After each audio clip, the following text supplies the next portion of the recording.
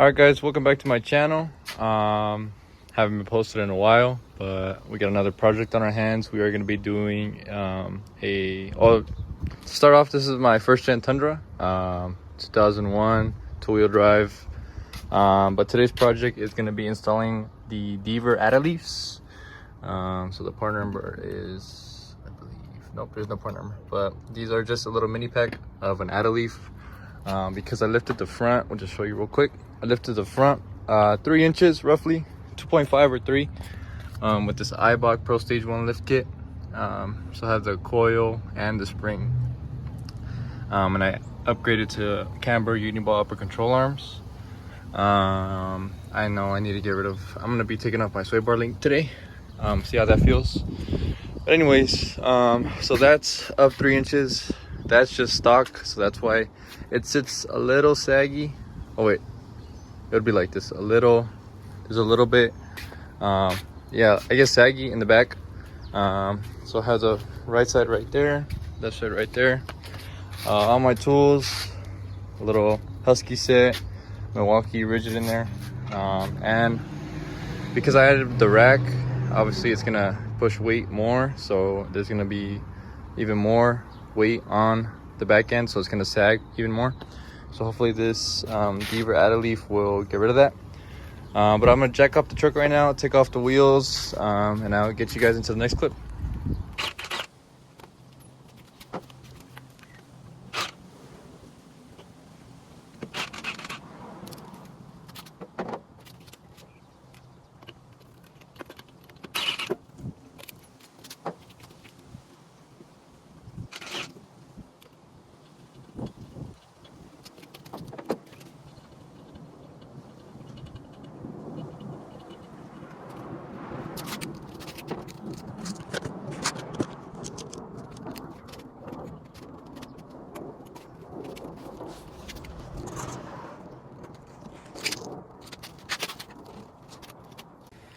All right, so we currently have the passenger rear tire off on my jack stand. This is my setup. So now what we're gonna do is spray some WD-40 on these bolts just to help me out a little bit. But we're gonna remove, actually before we do that, we remove these. We're gonna place our C clamps on here because there's a lot of tension right here. And we're gonna do that, and yeah. You want to do it kind of as far as you can to these little clips right here. A video that I saw said that. But yeah, let's do that right now. All right, so this is the next clip. You're gonna need a 19 millimeter for the U-bolts nuts, and I just put that little plate in the same orientation that it came. So it was just straight up like this. So I just set it down like that. Move the bump stop. Now we're gonna tackle removing this nut, and we still have our clamps on here because if you're gonna notice, all the force actually moved this. This sat down before and flat, and now there's a gap. So be careful with that. It was a little sketchy removing it, but you know. Yeah. So now we're gonna remove our nut first. Yeah. So I'm gonna find the right size nut for that, and then I'll get back to you guys. I'm not gonna lie, I was struggling a little bit, but I finally got it. So you're gonna need, I already said that size, in order to take off this spring or shock in the back. You're gonna need a 11/16 or a size 17. Take off the bolt, let the shock hang like that, so you allow the axle to drop, and here you're able to take out the overload spring. And I haven't decided yet. I think I've seen some people do it, is they take out that bolt and they still add the overleaf spring.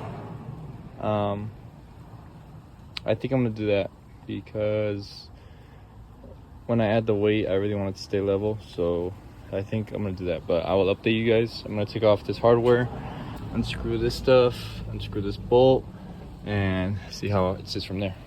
All right guys, so I ended up doing the overload, keeping it in. I would suggest, any tips that I could recommend is letting this axle drop fully. That way you can fit this nut on there. But it's not too bad lining up all the holes. It can be tricky, but it wasn't that bad. So I tightened these, not all the way down, but just so they wouldn't slip away. The clamps, a very good tip that I've heard is to, when you're installing springs or leafs, don't let any light come through each side. That way, you know, they're real good on there. This is gonna be 11/16. So I just have my N12 impact, and I just cranked it down pretty good. And I put some red light Loctite on there just to make sure it wouldn't come off. But now I'm gonna see if the OEM U-bolts fit. If not, my original plan when lifting the front was gonna be the iBock Pro Stage, or not, the iBock lift locks. These are gonna lift the back 1.5 inches. So I'm gonna check these, see whichever, because obviously they're gonna be bigger for a lift. I'm gonna see which ones I can get away with and which ones I can't. But I'm gonna test this out and see how they fit. So I'll let you guys know. Alright guys, so we got it installed. I ended up having to put the iBock U-bolts and cut them off. I would really recommend get yourself the right tools. I have this angle grinder, but it's not even a metal disc. So it didn't cut the metal that well. So I ended up using my multi-tool with the Milwaukee blades that helped out a lot better. But yeah, it's done. This side's done. I'm just gonna torque that shock down to spec when I put the tire on. But I'm gonna check these two, check my wheel spacers, make sure they're torqued to spec. And yeah, that's gonna be it for this side, but the other side should be a lot easier. We got the tire back on. Look at this mess. We got the tire back on. Torqued the lug nuts down to 83 foot-pounds. And yeah, that's how she sits. Definitely a lot bigger gap. But I don't have the spare tire on right now, and my high lift jack, so some weight is still is missing. So it'll droop down a little bit. But here's how she looks. Definitely the rear sag has gone away. I have the measuring tape right here just to show you guys. So we're gonna measure right here, the top lug on the tire. We are at a little past 8. Let's just check the front. The front should be about 3 inches. So again, the top lug, the tire, a little less than 8. And we're gonna check the other side. The other side I haven't done yet. I think I'm gonna have to do tomorrow because I ran out of cutting discs. So I'm not gonna have time. Get on top of the lug, tire, and yeah, we're like right below 6. So little side shot. Definitely, you can see a lot more of the fender well on this passenger side. It looks good though, in my opinion. I think keeping the overload spring definitely added that little inch-ish. Well, we're gonna see how she rides after I do the other side. But right now, I'm just gonna go to Home Depot, get some stuff that I need for tomorrow in terms of tools. And yeah, I'll do the other side tomorrow. Don't forget, actually, now that I remember, torque your shock bolt. Oh, here's the spot. So I kept the overload and my OEM shocks, leafs. You can see the newer black is the Deavers. But remember to torque your shock nut to 64 foot-pounds. And I just put Loctite on the U-bolts, so I didn't want them to come loose, so I put some red Loctite on there.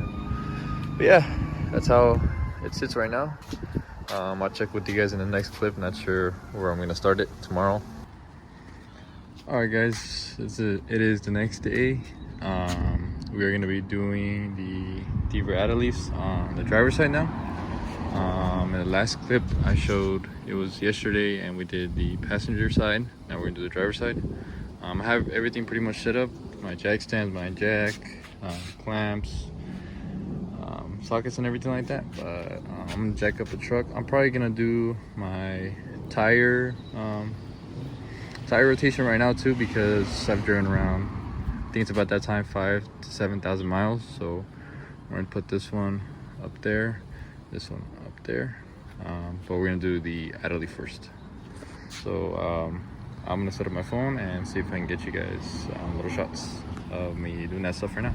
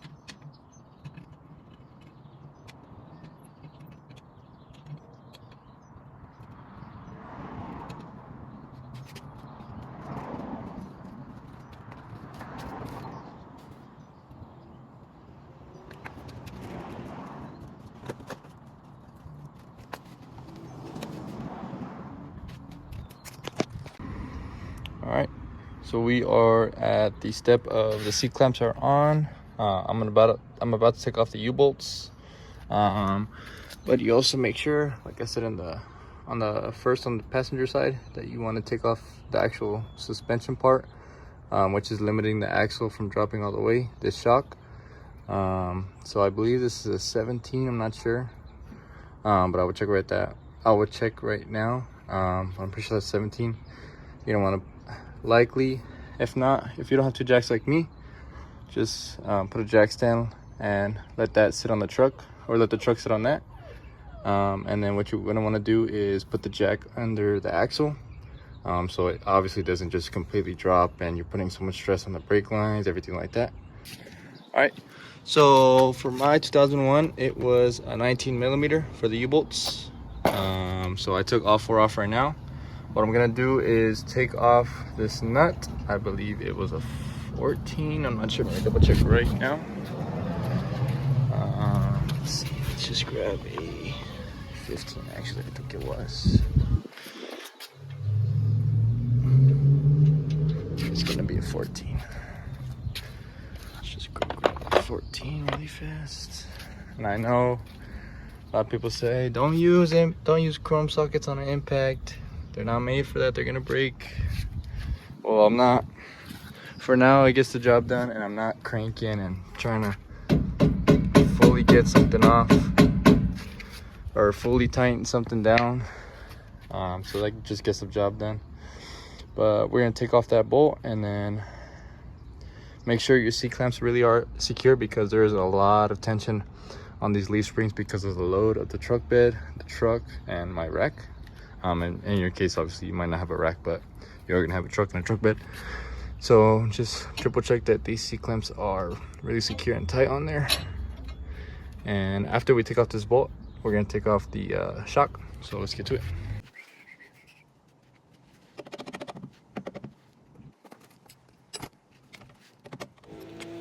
All right, you guys can see me in this clip that I am about to start unloosening the leaf springs. A little helpful tip is with these C-clamps, you want to make sure you're doing it evenly, so from left to right and right to left. All that energy that's being stored in those leaf springs is very dangerous, so you want to make sure you're doing it in even motion. You know, don't just unloosen one side and then forget about the other. all that energy is being decreased at the same time, so the risk of injury is a lot less than if you were just to do it on one side. This doesn't just apply for removing the leaf springs, but it also applies for adding the leaf springs. Make sure you're doing it in even motions. So tying the left one, tying the right one, tying the left one, tying the right one, things like that. But yeah, that's just a helpful tip that I forgot to mention in the video.